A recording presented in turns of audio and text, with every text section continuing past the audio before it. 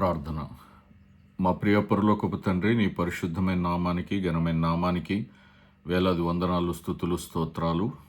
నీ ప్రియకుమారుడైన యేసుక్రీస్తు శిలువ మరణ పునరుద్ధానం ద్వారా మమ్మల్ని నీతిమంతులుగా చేసి నిన్న అబ్బా తండ్రిని పిలిచే భాగ్యం ఇచ్చి ఉదయకాలంలో నీ సన్నిధికి చేరి నేను స్తుతించి ఆరాధించి ప్రార్థన విజ్ఞాపన చేయడానికి, నీ స్వరం వినడానికి మాకు ఇచ్చిన భాగ్యంను బట్టి వందనాలు. మీరు మాతో మాట్లాడుతుండగా వినగలిగే చెవులు, అర్థం చేసుకునే మనస్సు, ఏకీభవించే హృదయం దయచేయండి. ఆశ్చర్యమైన సంగతులు చూచున్నట్లు మా కన్నులు తెరవండి. మీ పరిశుద్ధాత్మ సహాయము దయచేయండి. పరిశుద్ధాత్మ దేవుడా తండ్రి మాట్లాడుచుండగా కుమారుడైన మా ప్రభు అయిన యేసుక్రీస్తు ప్రత్యక్షతలతో పాటు మమ్మల్ని మేము స్వపరీక్ష చేసుకొని నాయన మేము సరి చేయబడి నిన్ను మహిమపరచున్నట్లు సహాయము దయచేయండి. నీ దాసుడను తండ్రి, నన్ను నీ కుమారుడైన యేసుక్రీస్తు సిలువ చాటును మరుగు చేసుకొని నన్ను వాడుకునండి. నాతో కూడా మీరు మాట్లాడండి. ఈ గూగుల్ మీట్లో చేరిన ప్రతి బిడ్డను, వారి కుటుంబాలను మీ చేతులకు అప్పగిస్తూ యేసునామంలో స్తుతించి ప్రార్థిస్తున్నాము తండ్రి, ఆమేన్. మంచిది, దేవునికి మహిమ కలుగునుగాక. ఈరోజు 19వ తారీఖు 8వ నెల 2026వ సంవత్సరము. ఇజ్రాయెల్ దేశంలో 6వ తారీఖు ఎల్లుల్ మాసము 5867వ సంవత్సరం. మరి ఈరోజు మనము తన బిడ్డలైన ఇశ్రాయేలులందరితో కలిసి ఏకీభవించి ధ్యానం చేయవలసినటువంటి అంశము, లేఖన భాగాలు ద్వితీయోపదేశ కాండము 23వ అధ్యాయము 8 నుండి 24 వచనాలు.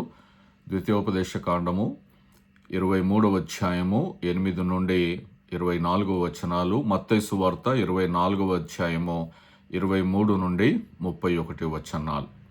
మరొకసారి వీటిని చదివి మనం దేవుని వాక్యాన్ని ధ్యానం చేసుకుందాం. ద్వితీయోపదేశకాండం 23వ అధ్యాయం 8 నుండి 24 వచనాలు. వారికి పుట్టిన పిల్లలలో 3వ తరం వారు యెహోవా సమాజములో చేరవచ్చును. నీ సేన శత్రువులతో యుద్ధమునకు బయలుదేరినప్పుడు ఏ దుష్కార్యమును చేయకుండా జాగ్రత్త పడవలెను.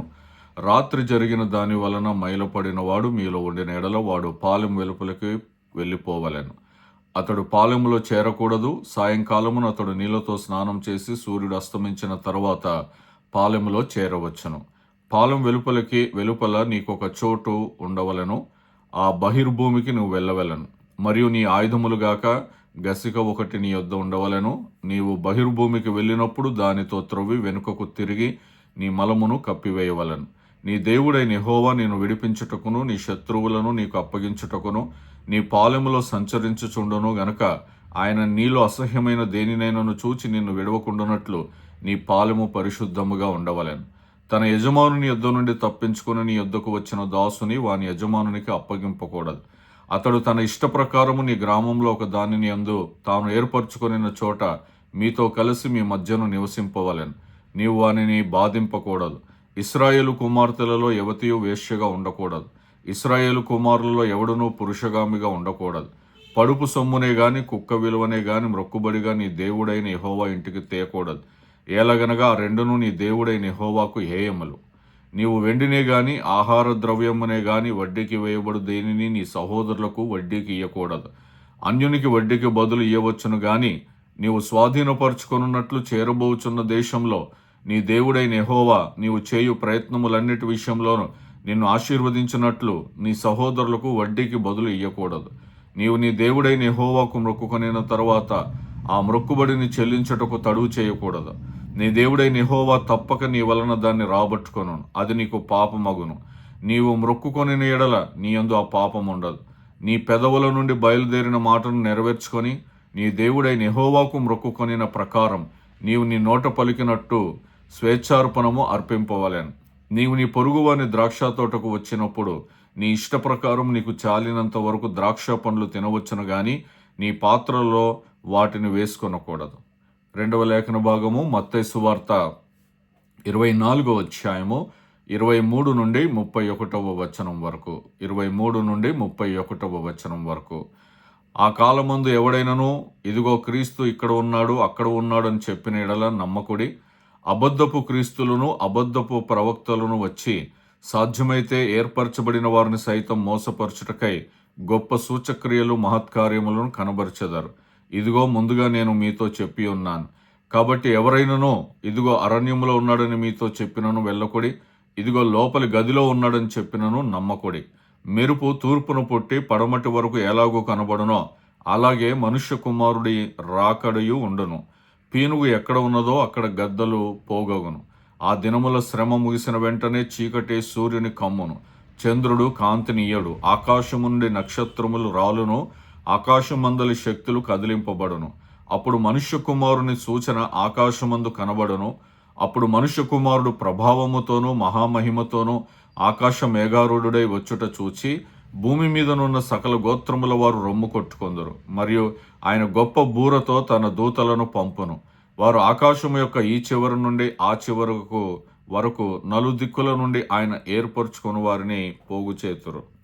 ఈ రెండు భాగాలు యూదుల దృక్కోణంలో కలిపి మనం చూస్తే ఒక ముఖ్యమైన సందేశం కనపడుతుంది. దేవుని ప్రజలు తమ పరిశుద్ధతను అలాగనే తమ పరిశుద్ధతను కాపాడుతూ, రెండవది అబద్ధ క్రీస్తులు గుర్తించే వివేచనతో ఉండాలి. అలాగనే నిజమైన మెస్సియ రాకడ కోసం సిద్ధంగా ఉండాలి. ప్రజలు తమ పరిశుద్ధతను కాపాడుకోవాలి, అబద్ధపు క్రీస్తులను గుర్తించే వివేచన కలిగి ఉండాలి. అలాగనే నిజమైన మెస్సియ క్రీస్తు ప్రభు రాకడ కొరకు సిద్ధంగా ఉండాలి. మొట్టమొదటిది పాలెము పరిశుద్ధంగా ఉండాలి. ఈ ద్వితీయోపదేశకాండం 23వ అధ్యాయము 9 నుండి 14 వచనాలు గనక మనం చూసుకుంటే, ఆ యుద్ధ పాలెములో ఉన్నప్పుడు కూడా తమను పరిశుద్ధంగా ఉంచుకోవాలని దేవుడు ఆజ్ఞాపిస్తున్నాడు. తమకు తాము పరిశుద్ధంగా ఉండాలి. అలాగనే పాలెము కూడా పరిశుద్ధంగా ఉండాలి. ఇక్కడ పరిశుద్ధత కేవలము దేవాలయము, లేకపోతే మందిర స్థలము, ప్రార్థనా స్థలములు, కూడిక స్థలములలో మాత్రమే కాదు. శిబిరం, పాలెంలో పరిశుద్ధత ఉండాలి, వ్యక్తిగతంగా పరిశుద్ధత ఉండాలి, కుటుంబంలో పరిశుద్ధత ఉండాలి, దేవుని సన్నిధిలో కూడా పరిశుద్ధత ఉండాలి. యుద్ధానికి వెళ్తున్నప్పుడు కూడా పరిశుద్ధత ఉండాలి. ఆ భూమి కూడా పరిశుద్ధంగా ఉండాలి. అక్కడ చెబుతాడు కదా, మరి మీరు బహిర్భూమికి వెళ్ళినప్పుడు మీ ఆయుధములతో పాటు ఒక గరిసె, అంటే ఇట్లా మట్టి తీసి పోయడానికి, వాళ్ళు విసర్జించిన మలము కనపడకుండా దానిని మట్టి కప్పేయాలి. ఇప్పటికీ ఇజ్రాయెల్ దేశంలో ఎక్కడ పడితే అక్కడ మూత్ర విసర్జన చేయరు. అది హోలీ ల్యాండ్ అంటారు, పరిశుద్ధ స్థలం అంటారు. ఎక్కడ పడితే అక్కడ మల విసర్జన చెయ్యరు. నిర్ణయించబడినటువంటి స్థలంలోనే ఆ పని చేయాల్సి ఉంటుంది. కాబట్టి వాళ్ళు దేవుడు పరిశుద్ధుడు, వాళ్ళ భూమి కూడా పరిశుద్ధమైన భూమిగా వాళ్ళు భావిస్తూ ఉంటారు. మరి పౌలు కొరింథీయులకు రాసినటువంటి మొదటి పత్రిక 3వ అధ్యాయము 16వ వచనంలో, కొరింథీయులకు రాసినటువంటి మొదటి పత్రిక 3వ అధ్యాయము 16వ వచనం, మీరు దేవుని ఆలయమై ఉన్నారనియు దేవుని ఆత్మ మీలో నివసించుచున్నాడనియు మీరు ఎరుగరా. ఇశ్రాయేలీలు, యూదులు అది పరిశుద్ధ భూమిగా, హోలీ ల్యాండ్గా దాన్ని భావిస్తారు. అలాగనే అక్కడ దేవుని మందిరము కూడా ఉంది కాబట్టి ఆ స్థలము, ఆ వ్యక్తి అన్ని కూడా పరిశుద్ధంగా ఉండాలని కోరుకుంటారు. అలాగనే ఇప్పుడు పౌలు మనల్ని ఏమంటున్నాడంటే, మనమే దేవుని ఆలయం, దేవుని ఆత్మ మనలో నివసించుచున్నది గనక మనం పరిశుద్ధంగా ఉండాలి. అదే కొరింథీయులకు రాసిన మొదటి పత్రిక 6వ అధ్యాయం 19వ వచనంలో, మీ దేహము దేవుని వలన మీకు అనుగ్రహింపబడి మీలోనున్న పరిశుద్ధాత్మకు ఆలయమై ఉన్నదని మీరు ఎరుగరా, మీరు మీ సొత్తు కారు అని అంటున్నాడు. అంటే దేవుని సన్నిధి ఉన్న చోట పరిశుద్ధత అవసరము, పరిశుద్ధత ఉన్న చోట దేవుని సన్నిధి ఉంటుంది. కాబట్టి పాలెము అనగా వ్యక్తిగత జీవితము, కుటుంబము, పనిచేసే స్థలము, ఆరాధన చేసే స్థలము, అన్ని చోట్ల మన పరిశుద్ధతను కాపాడుకోవాలి. రెండవది ద్వితీయోపదేశకాండం 23వ అధ్యాయం 15-16 వచనాల్లో, పారిపోయిన దాసుని తిరిగి అప్పగించవద్దు అని అంటాడు. యజమానుండి తిరిగి పారిపోతే ఆ వచ్చిన దాసుని తిరిగి యజమానికి అప్పగించకూడదు. ఆయన ఇష్టపడిన గ్రామంలో ఎక్కడ తాను ఏర్పాటు చేసుకొని ఉండాలనుకుంటున్నాడో అక్కడ అతన్ని ఉండనివ్వాలి, అతన్ని బాధ పెట్టకూడదు. ఎందుకు అనంటే, మరి అతడు కోరుకున్న చోట నివసించనివ్వాలని ఆజ్ఞ ఉంది. ఎందుకనంటే బానిసత్వ చట్టాలతో పోలిస్తే ఇది చాలా ప్రత్యేకమైన నిబంధన. ఎందుకు అనంటే ఇక్కడ దయ, ఆశ్రయము, మానవ గౌరవం. మీరు చూడండి, మన పోలీస్ చట్టాలు కూడా నిందితుడిని గౌరవంగా తీసుకురావాలి అని అంటారు, కానీ అవి పాటించరు మన దగ్గర. మరి అతడి మీద అభియోగము మోపబడిన తర్వాత అతడు ఇంకా దోషిగా తేలకముందే అతన్ని దోషిగానే చూస్తారు. కానీ ఇక్కడ అలా కాకుండా అతన్ని గౌరవించాలి, అతనికి ఆశ్రయం ఇయ్యాలి, అతని పట్ల దయ చూపించాలి. ఎందుకు దేవుడు ఇలా చెబుతున్నాడంటే, ఒకప్పుడు ఇశ్రాయేలీయులు కూడా ఐగుప్తులో బానిసలుగా ఉన్నారు. అది గుర్తు చేసుకోమంటాడు. మీరు ఐగుప్తులో ఉన్న ఆ బానిసత్వాన్ని మీరు జ్ఞాపకం చేసుకోండి అని పదే పదే దేవుడు లేఖనాల్లో జ్ఞాపకం చేస్తాడు. అది మనం ఇప్పుడు నూతన నిబంధనలో చూసుకుంటే ఫిలెమోనుకు రాసినటువంటి పత్రిక 15-16 వచనాలు ఒకే అధ్యాయము. ఫిలెమోనుకు రాసిన పత్రిక 15-16 వచనాలు. అతడు ఇక మీదట దాసుడుగా ఉండక దాసుని కంటే ఎక్కువ వాడుగాను ప్రియ సహోదరుడుగాను విశేషముగా నాకును శరీర విషయమును ప్రభు విషయమును మరి విశేషముగా నీకును ప్రియ సహోదరుడుగాను నీ యొద్ద ఎల్లప్పుడూ ఉండటకే కాబోలు అతడు కొద్ది కాలం నిన్ను ఎడబాసి ఉండాను. పౌలు ఒనేసిమును కేవలము దాసునిగా కాకుండా ప్రియమైన సహోదరునిగా స్వీకరించమని కోరుతున్నాడు. అంటే ఒకప్పుడు దాసుడే, కానీ ఇప్పుడు ఎలాంటి స్థితికి అంటే ప్రియమైన సహోదరుడు. బానిసత్వము నుండి వచ్చిన వాడిని తిరిగి బానిసత్వానికి మరల అప్పగించకూడదు. ఎందుకంటే ఐగుప్తులో నుండి వచ్చిన వారిని తిరిగి దేవుడు ఐగుప్తులోకి అప్పగించలేదు. ఇంకొక మాట చెప్పాలంటే మీరు వచ్చిన మార్గంలో తిరిగి ఐగుప్తుకు వెళ్ళకూడదు అని అంటున్నాడు. అంటే బానిసత్వంలోనికి వెళ్ళకూడదు అని అంటున్నాడు. ఇది దేవుని చిత్తం. కాబట్టి గలతీలకు రాసినటువంటి పత్రిక 5వ అధ్యాయం 1వ వచనంలో, గలతీలకు రాసిన పత్రిక 5వ అధ్యాయం 1వ వచనంలో, ఈ స్వాతంత్రము అనుగ్రహించి క్రీస్తు మనలను స్వతంత్రులనుగా చేసి ఉన్నాడు. క్రీస్తు మనలను స్వతంత్రులుగా చేసి ఉన్నాడు కాబట్టి మీరు స్థిరముగా నిలిచి మరల దాస్యమును కాడి కింద చిక్కుకొనకుడి అని అంటున్నాడు. మరల దాసత్వం కిందకి వెళ్ళకూడదు, ఆ కాడి కిందకి వెళ్ళకూడదు. ఇది దేవుడు మన నుండి కోరుకుంటున్నాడు. దేవుని ప్రేమ మనకి ఇక్కడ కనపడుతుంది. మూడవది, దేవుని ప్రజలలో దోపిడీకి స్థానం లేదు. దేవుని ప్రజలు దోపిడీ చేయకూడదు, అన్యాయంగా దోపిడీ చేయకూడదు. ద్వితీయోపదేశ కాండం 23వ అధ్యాయం 17-18 వచనాలు చూస్తే, మరి క్షమించండి,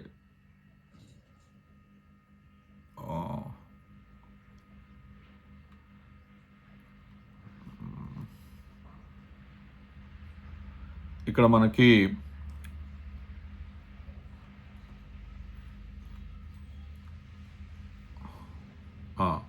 19-20 వచనాలు. ద్వితీయోపదేశ కాండము 19-20 వచనాలు. అప్పుపై వడ్డీ, సహోదరుని దోపిడీ చేయకూడదు. ద్వితీయోపదేశ కాండం 23-19-20 వచనాల్లో, నీవు వెండినే గాని ఆహార ద్రవ్యమునే గాని వడ్డీకి వేయబడు దేనిని నీ సహోదరులకు వడ్డీకి ఇవ్వకూడదు. సహోదరుడు అనంటే ఇశ్రాయేలుడు.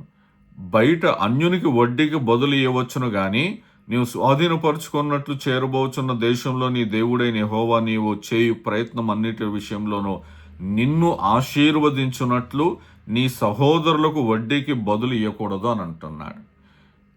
వడ్డీ వస్తే మనకి లాభం వస్తున్నట్టు.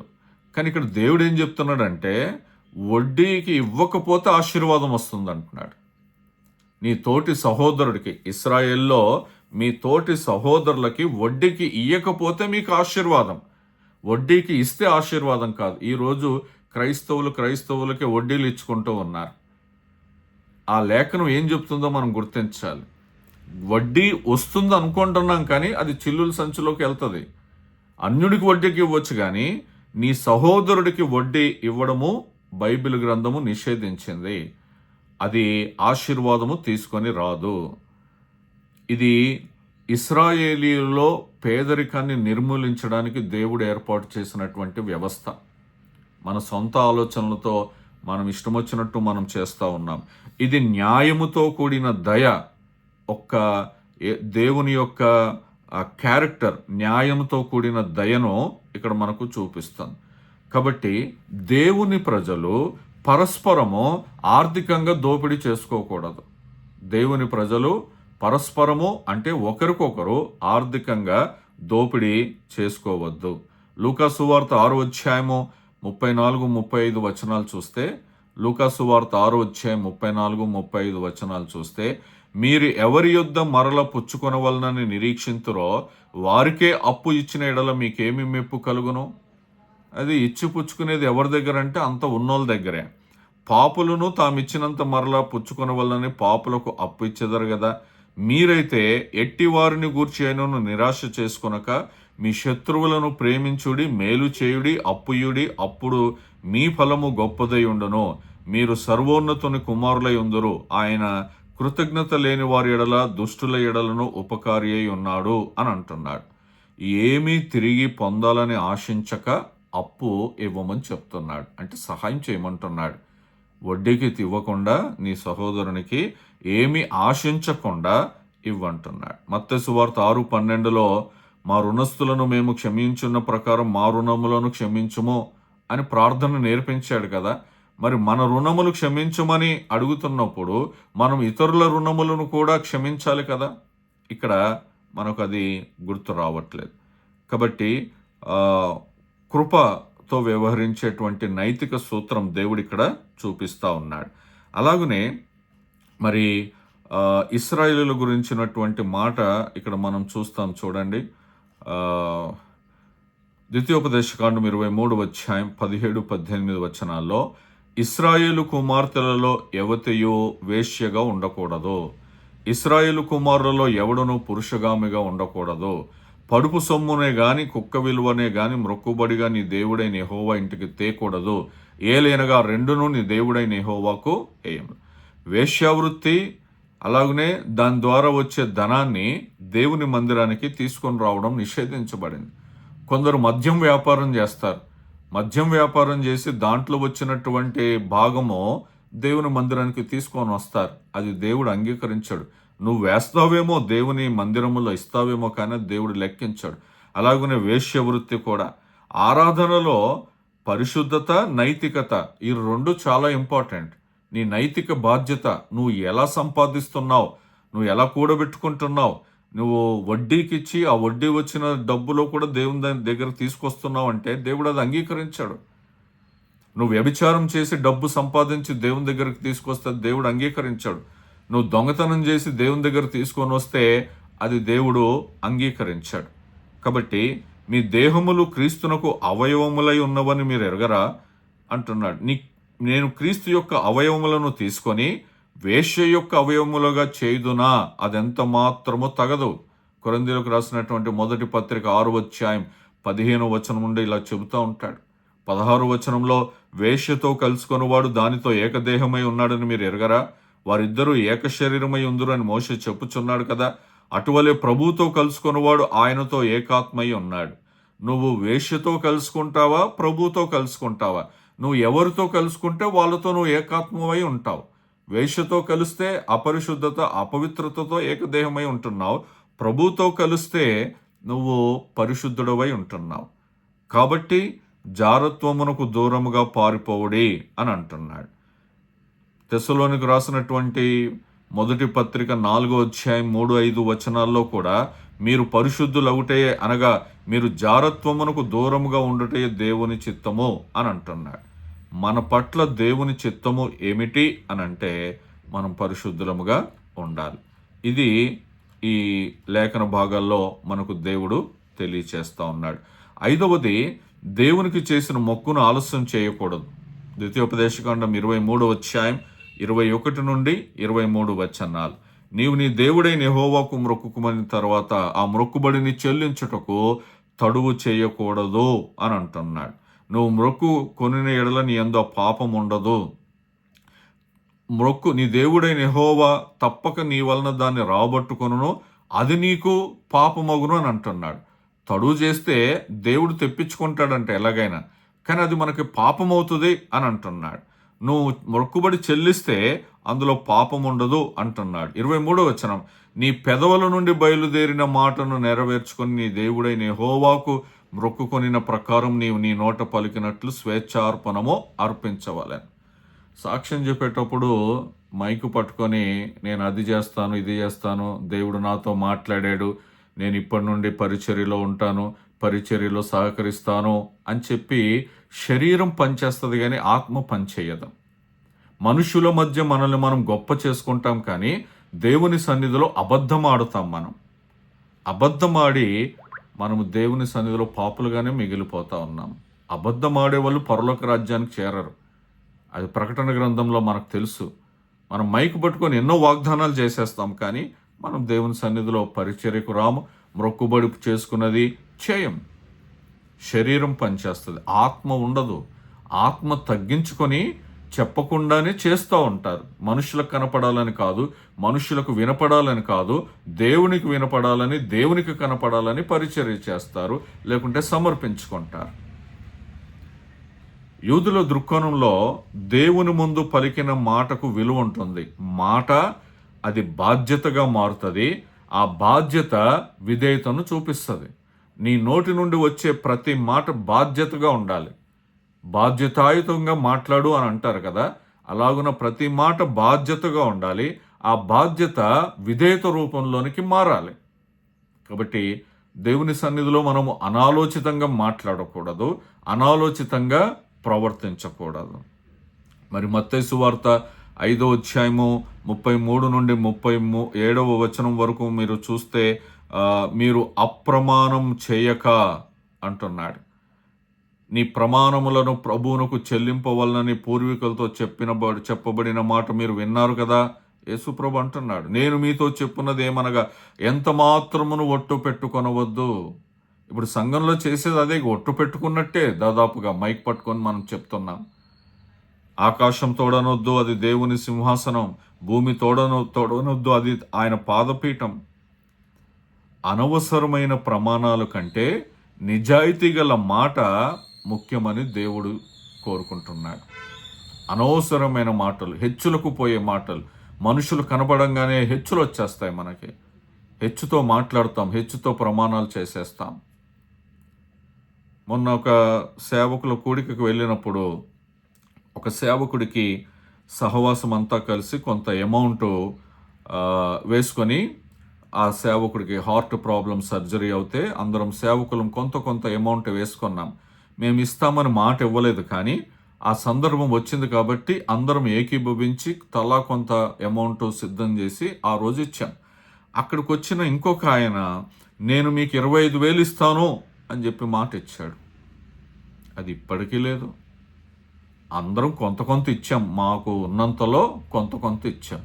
ఆయన 25,000 ఇచ్చేస్తాను అని అన్నాడు. అప్రమాణము. నువ్వు ఇవ్వాలనుకుంటే నువ్వు పర్సనల్గా అతని ఇంటికి వెళ్ళో నువ్వు చేతిలో పెట్టి రావచ్చు, కానీ అందరిలో మేము ఎంత ఇచ్చాము ఎవరికి చెప్పలేదు. కానీ మాకు తెలుసు, రికార్డు ఉంటుంది, ఎవరెవరు ఎంత ఇచ్చారో రాసుకుంటారు ట్రెజరర్ గారు. నిజాయితీ గల మాట చాలా ప్రాముఖ్యం. 6వది ద్వితీయోపదేశకాండం 23వ అధ్యాయం 24వ వచనంలో, నీవు నీ పొరుగువాని ద్రాక్ష తోటకు వచ్చినప్పుడు నీ ఇష్ట ప్రకారం నీకు చాలినంత వరకు ద్రాక్ష పండ్లు తినవచ్చును, కానీ నీ పాత్రలో వాటిని వేసుకొనకూడదు అంటున్నాడు. నువ్వు ద్రాక్ష తోటకు వెళ్తే అక్కడ నీకు ఆకలిస్తే తుంచుకొని తినవచ్చు, కానీ సంచిలో వేసుకోవద్దు అంటున్నాడు. నీ పాత్రలో వేసుకొని తీసుకెళ్ళొద్దు అని అంటున్నాడు. అవసరములో ఉన్నప్పుడు నీవు ఆ అవసరతను గ్రహించి నువ్వు ఏమైనా తిను అక్కడ, కానీ దుర్వినియోగం చేయకూడదు. ఆ పంట యజమానునికి నష్టం వాటిల్లకూడదు.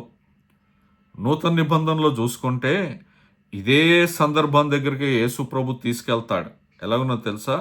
మత్తయి సువార్త 12వ అధ్యాయం 1 నుండి 8 వచనాల్లో మనం చూసుకుంటే, విశ్రాంతి దినమున పొలాల్లో మరి ధాన్యపు కంకులను తిన్న సంఘటనను యేసు సమర్థిస్తాడు.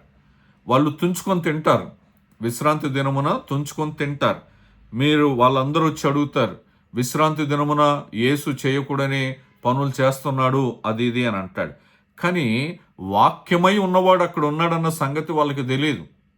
వాక్యంలో ఏం చెప్పింది అదే ప్రకారము యేసు ప్రభు దాన్ని సమర్థించాడన్న సంగతి వాళ్ళకి తెలియదు. ద్వితీయోపదేశకాండం 23వ అధ్యాయం 25వ వచనంలో, ద్వితీయోపదేశకాండం 23వ అధ్యాయం 25వ వచనంలో, నీ పొరుగువాని పంట చేనికి వచ్చినప్పుడు నీ చేతితో వెన్నులు త్రుంచుకొనవచ్చును గాని, ఏమన్నాడు?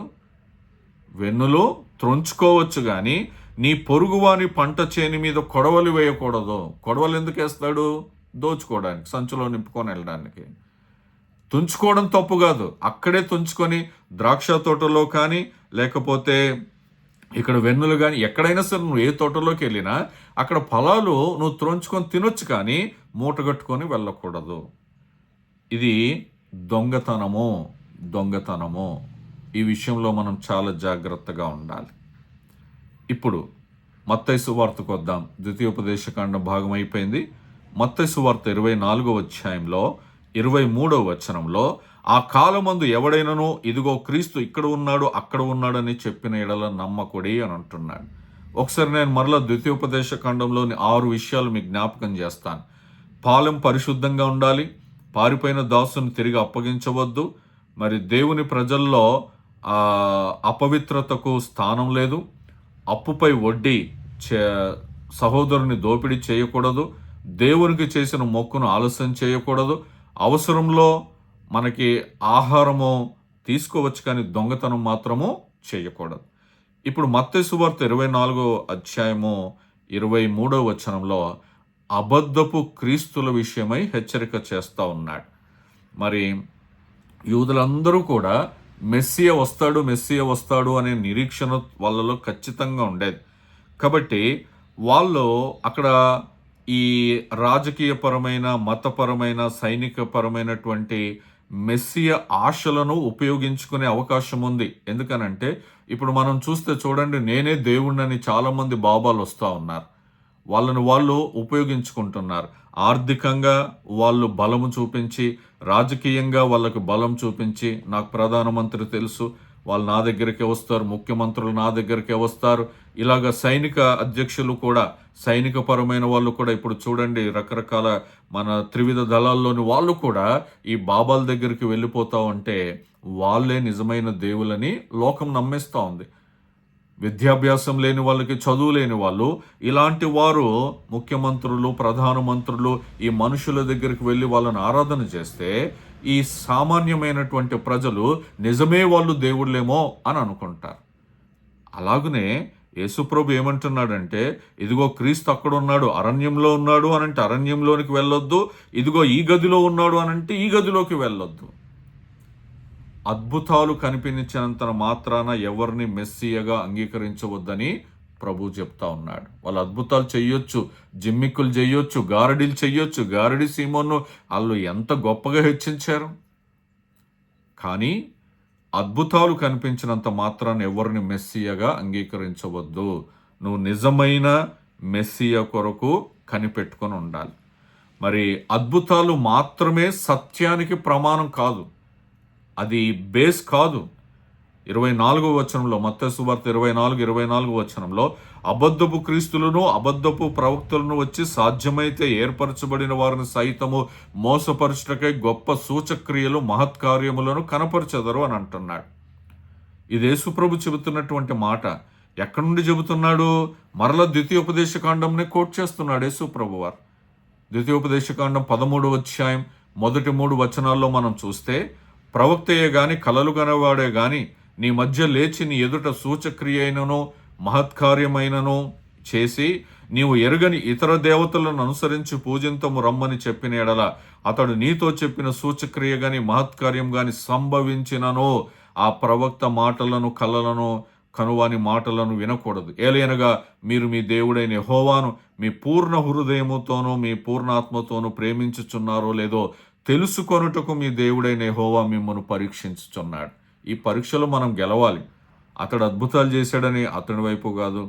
ఈ రోజుల్లో యేసు ప్రభులాగా జుట్టులు పెంచుకొని, గడ్డాలు పెంచుకొని, తెల్లటి దుస్తులు వేసుకొని అలా మొత్తం ఏవేవో జిమ్మిక్కులు చేస్తూ ఉన్నారు. నమ్మకూడదు. అద్భుతము చేసిన ప్రవక్త కూడా ప్రజలను ఇతర దేవతల వైపు నడిపిస్తే అతని అనుసరించవద్దని చెబుతున్నాడు. అది దేవుడి నుండి వచ్చిన ప్రవక్త అయి ఉండాలి, దేవుడి నుండి వచ్చిన అద్భుతమై ఉండాలి. కానీ మెస్సియా విషయంలో మాత్రం ఎవరిని నమ్మకూడదని చాలా స్పష్టంగా దేవుడు చెప్తున్నాడు. మొదటి యోహాను పత్రిక 4వ అధ్యాయం మొదటి వచనం. మొదటి యోహాను పత్రిక 4వ అధ్యాయం మొదటి వచనం. ప్రియులారా, అనేకులైన అబద్ధ ప్రవక్తలను లోకంలోనికి బయలుదేరి వెళ్ళి ఉన్నారు గనక ప్రతి ఆత్మను నమ్మక అంటున్నాడు. ఏ ఆత్మను పడితే ఆ ఆత్మను నమ్మక. ఇదిగో అక్కడ అతను అలా చేస్తున్నాడంట, ఇదిగో ఇక్కడ ఇతను ఇలాగ చేస్తున్నాడంట. ఆయా ఆత్మలు దేవుని సంబంధమైనవో కావో పరీక్షించుడే అని అంటున్నాడు. మనము పరీక్షకు లోను చేస్తున్నాడు దేవుడు. అలాగునే మనము కూడా పరీక్షించాలని దేవుడు చెప్తున్నాడు. మిమ్మల్ని పరీక్షించుటకు యెహోవా మిమ్మును పరీక్షించుచున్నాడని ద్వితీయోపదేశకాండం 13:3 వచనం చివరిలో ఉంటుంది. ఇప్పుడు మనం ఏం చేయాలంటున్నాడు యోహాను గారు? మనం పరీక్షించాలంటున్నాడు. ఇది గనక లేకపోతే మనలో పరీక్ష, మనము పరీక్షించుట, ఇవి రెండు జరగకపోతే మనము అపవాదికి ఈజీగా చిక్కుకుంటాం. కాబట్టి అద్భుతాలు మాత్రమే సత్యానికి ప్రమాణము కాదు, వివేచన ఉండాలి. 9వది, మెరుపు తూర్పు నుండి పడమర వరకు కనపడుతుంది అని అంటున్నాడు. మత్తయి సువార్త 24:7 మెరుపు తూర్పును పుట్టి పడమటి వరకు ఎలాగూ కనపడునో అలాగే మనుష్య కుమారుని రాకడియు ఉండును. ఇక్కడ యేసు ప్రభు వారు చెప్పే ముఖ్య విషయం ఏంటంటే, నిజమైన మెస్సియ రాకడ రహస్యంగా ఉండదు. మెరుపు రహస్యంగా వస్తుందా? మెరుపు రహస్యంగా వస్తుంది. ఎలాగొస్తుంది? అందరికి కనపడుతుంది మెరుపు. ఆ మెరుపు లైటింగ్ కనపడుతుంది, అది ఏమీ రహస్యంగా రాదు. ఇక్కడ యేసు ప్రభు చెప్పే విషయం ఏంటంటే, ఎవరో ఒకరు ఇక్కడున్నాడు అక్కడున్నాడు అని ప్రకటించాల్సిన అవసరం లేదు. ఆయన బహిరంగంగానే వస్తాడు. మెస్సియ రాకడను మరి విశ్వవ్యాప్తంగా చూడాలి మనం. ఆయన ఏ ఊరికో ఏ పట్టణానికో ఆయన రహస్యంగా రాడు, దొంగలాగా రాడు. ఆయన బహిరంగంగా వస్తాడు. ప్రకటన గ్రంథం 1:7 ప్రకటన గ్రంథం 1:7 ఇదిగో ఆయన మేఘారూఢుడై వచ్చుచున్నాడు అంటే మేఘాలను అధిరోహించి వస్తున్నాడు. ప్రతి నేత్రము ఆయనను చూచును. ఇజ్రాయెల్ దేశమే చూస్తారు అని ఉందా? దొంగలాగా లేకుంటే దాక్కొని కేవలం ఇస్రాయేల్ కోసం వస్తాడని ఉందా? లేదు. ప్రతి నేత్రం ఆయనను చూచును. ఒకవేళ నువ్వు నేను బ్రతుకుంటే మనం చూస్తాం. ఆయనను పొడిచిన వారును చూచెదరు, భూజనులందరూ ఆయనను చూచి రొమ్ము కొట్టుకొందరు. కాబట్టి అది బహిరంగ దాన్ని ఏమంటారు? ప్రత్యక్షతే. 10వది, పీనుగు ఉన్న చోట గద్దలు పోగవును అని అంటున్నాడు. మత్తయి సువార్త 24:28 పీనుగు ఎక్కడ ఉన్నదో అక్కడ గద్దలు పోగవును. ఈ లేఖనం భాగం గురించి మరి అనేకమైనటువంటి వ్యాఖ్యానాలు ఉన్నాయి. కానీ మనం ఒకటి జ్ఞాపకం చేసుకోవాలి. యోబు పుస్తకము 39:30 మరి యోబు పుస్తకము 39:27 నుండి 30 చదివితే మనకు అర్థమవుతుంది. పక్షిరాజు నీ ఆజ్ఞకు లోబడి ఆకాశ వీధికి ఎక్కున, తన గూడు ఎత్తైన చోటను కట్టుకొనునా, అది రాతి కొండ మీద నివసించును, కొండపేట మీదను ఎవరును ఎక్కజాలని ఎత్తు చోటను గూడు కట్టుకొనను, అక్కడ నుండి తన ఎరను వెదుకును, దాని కన్నులు దానిని దూరము నుండి కనిపెట్టును, దాని పిల్లలు రక్తము పీల్చును, హతులైన వారు ఎక్కడ నుందురో అక్కడనే అది ఉండును అంటున్నాడు. హతులైన వారు అంటే హతులవుట అంటే తీర్పు ఉన్నవారి దగ్గరికి ఎవరు వస్తున్నారు? పక్షులు వస్తూ ఉన్నాయి. దేవుని తీర్పును నెరవేరుస్తూ ఉన్నాయి. ద్వితీయోపదేశకాండం 28:26 ద్వితీయోపదేశకాండం 28:26 నీ కళేబరము సకలమైన ఆకాశ పక్షులకును భూజంతువులకును ఆహారమగును, వాటిని బెదిరించువాడు ఎవడును ఉండడు. కాబట్టి పీనుగు ఉన్న చోట గద్దలు పోగవును. తీర్పు విషయంలో మనం చాలా జాగ్రత్తగా ఉండాలి. 11వది, సూర్యుడు చీకటిగా మారును అని అంటున్నాడు. 24 మత్తయి సువార్త 24:29 ఆ దినముల శ్రమ ముగిసిన వెంటనే చీకటి సూర్యుని కమ్మును, చంద్రుడు కాంతినియ్యడు, ఆకాశము నుండి నక్షత్రములు రాలును, ఆకాశమందలి శక్తులు కదిలింపబడును. దేవుని యొక్క గొప్ప జోక్యం అంటే ప్రకృతిలో దేవుని యొక్క ఉనికి, దేవుని యొక్క జోక్యము, దేవుని యొక్క తీర్పును సూచించే భాష ఇది. ఈ భాషను మనము అలంకారప్రాయము అని అంటాం కదా. ఇదిగో ఒక మాట ఎలాగంటారంటే, ఇదిగో ఈమె నడుచు వచ్చుచున్నటువంటి ఏనుగు వలె ఉన్నది అని అంటారు కదా. అంటే ఆమె ఏనుగు కాదు, ఆ స్థాయిలో భారీ కాయంతో ఉన్నట్టు మనం అలంకారప్రాయంగా దాన్ని ఉపయోగిస్తాం. అలాగనే బైబిల్ గ్రంథంలో దేవుడు కొన్ని వస్తువులను చూపిస్తూ ఉపయోగిస్తున్నప్పుడు దాని భావాన్ని అర్థం చేసుకోవాలి. మీరు రాసుకుంటే తర్వాత చదవండి. యెషయా 13:10లో ఈ భావాన్ని చూస్తాం. యెహెజ్కేలు 32:7లో ఈ భావాన్ని చూస్తాం. యోవేలు 2వ అధ్యాయం 31వ వచనంలో చూస్తాం. యోవేలు గ్రంథం 3వ అధ్యాయం 15వ వచనంలో కూడా మనం చూస్తాం. ఒక మాట అపోస్తల కార్యం 2వ అధ్యాయం 20వ వచనంలో, ప్రభువు ప్రత్యక్షమగు ఆ మహాదినము రాకమునుపు సూర్యుడు చీకటిగాను చంద్రుడు రక్తముగాను మారుదురు అని అంటున్నాడు. అపోస్తల కార్యములో అపోస్తలులు ఈ మాటను తెలియజేస్తా ఉన్నారు. ఎక్కడి నుండి? పౌలు యోవేలు ప్రవచనాన్ని ఉటంకిస్తూ చెప్తున్నాడు. యోవేలు గ్రంథము 3వ అధ్యాయం 15వ వచనం, సూర్యచంద్రులు తేజోహీనులైరి అని అంటున్నాడు. తేజోహీనులు అంటే తేజము హీనమవుట, అంటే సూర్యుడు చంద్రుడు తమ కాంతిని కోల్పోతారు, నక్షత్రములు కాంతి తప్పిపోతారు. కాబట్టి ఈ పౌలు యోవేలు ప్రవచనాన్ని ఉటంకిస్తూ ఉన్నాడు. కాబట్టి మనుష్య కుమారుడు మేఘాల మీద రావడము, సూర్యుడు చంద్రుడు నక్షత్రాలు తమ కాంతిని కోల్పోవడం, మనుష్య కుమారుడు మేఘారూఢుడై వచ్చుట, ఇది కూడా దానియేలుకు కలిగిన దర్శనం. 7వ అధ్యాయం 13-14 వచనాల్లో మనం చూస్తాం. రాత్రి కలిగిన దర్శనములను నేను ఇంకా చూచుచుండగా ఆకాశ మేఘారూఢుడై మనుష్య కుమారుని పోలిన ఒకడు వచ్చి. ప్రతిదీ కూడా యేసు ప్రభు చెప్పిన, అపోస్తలులు చెప్పిన, అది ధర్మశాస్త్రములో నుండే దేవుడు మనకు చూపిస్తా ఉన్నాడు.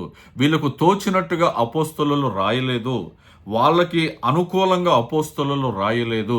ఖచ్చితంగా ప్రవచనము చెప్పబడింది, ప్రవచనము నెరవేర్చబడుతుంది, వాక్యములో ఉన్నది ఉన్నట్టుగా జరుగుతుంది. ఇప్పుడు మనం అంచె దినాల్లో ఉన్నాం కాబట్టి ఆ ప్రవచనాలు జరుగుచుండట చూసినప్పుడు మరింకా మనము భయపడి ప్రభు కోసం నిరీక్షణ కలిగి జీవించాలి.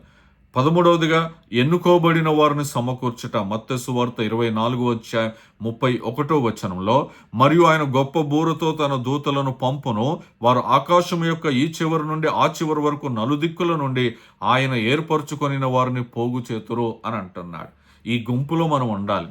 ఆయన ఏర్పరచుకొనిన వారిని పోగు చేతురు అని అంటున్నాడు. ఆయన ఏర్పరచుకున్న వారిని. ఇశ్రాయేలు సమకూర్పు చాలా ప్రాముఖ్యమైనది. ఇశ్రాయేలు చెల్ల చెదురైపోయారు, వాళ్ళందరూ కూడా మరలా సమకూర్చబడతారు. ఇది వాళ్ళకి మనకి కూడా వర్తిస్తుంది. యెహెజ్కేలు గ్రంథము 36వ అధ్యాయం 24వ వచనంలో, యెహెజ్కేలు గ్రంథం 36:24, నేను అన్యజనుల్లో నుండి మిమ్మును తోడుకొని ఆయా దేశముల్లో నుండి సమకూర్చి మీ స్వదేశంలోనికి మిమ్మును రప్పించెదను అని అంటున్నాడు. అన్యజనుల్లో ఎక్కడెక్కడ చెల్లాచెదరైపోయారో ఆయా దేశాల నుండి సమకూర్చి స్వదేశంలోనికి తీసుకొస్తున్నది యూదులకి, ఇశ్రాయేలుకు ఇవ్వబడినటువంటి వాగ్దానం. అయితే మత్తయి సువార్త 13:27లో, మార్కు సువార్త 13:27లో, అప్పుడు ఆయన తన దూతలను పంపి భూమి అంతం మొదలుకొని ఆకాశాంతము వరకు నలుదిక్కుల నుండి తాను ఏర్పరచుకొనిన వారిని పోగు చేయించును అంటున్నాడు. అక్కడేమో ఇశ్రాయేలీయులు పోగు చేయబడతారు. ఇప్పుడు మనకు వాగ్దానం, వాళ్ళకి అది వాగ్దానం అయితే ఇప్పుడు మనకు వాగ్దానం. మనం భూమి అంతము మొదలుకొని ఆకాశాంతం వరకు ఎక్కడెక్కడ నలుదిక్కులు ఎక్కడున్నా సరే మనము ఆయన చేత ఏర్పరచబడతాం. అందుకే తెస్సలోనికీయులకు రాసిన పత్రిక 1వ అధ్యాయం 4వ అధ్యాయం 16-17 వచనాలు చూస్తే, ఆర్భాటముతోనూ ప్రధాన దూత శబ్దముతోనూ దేవుని బూరతోనూ పరలోకము నుండి ప్రభు దిగువచ్చును, క్రీస్తును నందుండి మృతులైన వారు మొదట లేతురు, ఆ మీదట సజీవులమై నిలిచిండు మనము వారితో కూడా ఏకముగా ప్రభువుని ఎదుర్కొనుటకు ఆకాశ మండలమునకు మేఘముల మీద కొనిపోబడదుము, కాగా మనము సదాకాలం ప్రభువుతో కూడా ఉందము. యూదులు సమీకరించబడుట, పోగు చేయబడుట, అన్య జనాంగంలో నుండి రక్షించబడిన మనకు కూడా వాగ్దానం దేవుడిచ్చాడు. కాబట్టి ఈ గుంపులో, ఈ పోగు చేయబడిన వారి గుంపులో మనము ఉండాలి. ఇక్కడ మనం చూస్తే ఈ 2 భాగాలు, ద్వితీయోపదేశకాండం, మత్తయి సువార్త, మరి పరిశుద్ధత, దయ, న్యాయము, నిజాయితీ, బాధ్యత ద్వితీయోపదేశకాండంలో కనబడుతున్నాయి. మత్తయి సువార్త 24వ అధ్యాయంలో చదవబడిన లేఖనాల్లో వివేచన ఏది ఏది యేసు ప్రభువో లేకపోతే ఏది అబద్ధపు క్రీస్తులో వివేచన ఉండాలి.